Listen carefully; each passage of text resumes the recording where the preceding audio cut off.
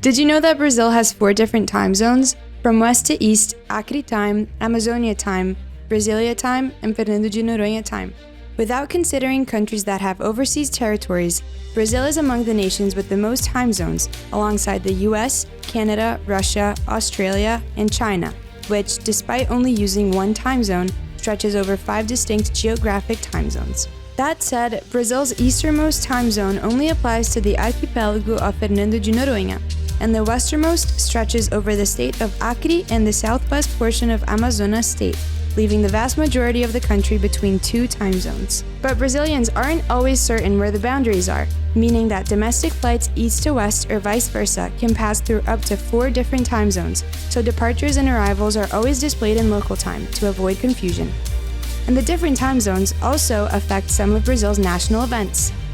For example, the New Year begins at different times across the country. Residents of Fernando de Noronha archipelago celebrate it first, while the population of Acre only enters the New Year 3 hours later. Things start to get more complicated in the Amazon. The state of Amazonas has 2 official time zones, with the southwesternmost part of the state joining Acre time. And until an official change in 2008, the state of Pará had 2 time zones. But the matter of time differences really only reaches the minds of Brazilians when it comes to the elections. As Brazil's vote is all electronic, results are fast, meaning that over the years, the only delays in getting the final outcome was due to polls remaining open for extra hours in Acre. In the 2022 election, the Electoral Court decided to set a unified schedule for the entire country.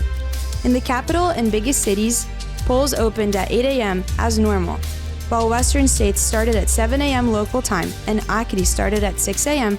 to make sure voting would end at the same moment nationwide. The decision was not easily accepted by the states affected, which claimed that the change could violate the voting rights of those who lived in more remote areas, as polls in Acre and parts of Amazonas would close as early as 3 p.m. local time. As we never tire of saying on the Brazilian Report, Brazil is the size of a continent, meaning that organizing anything nationally is never an easy task.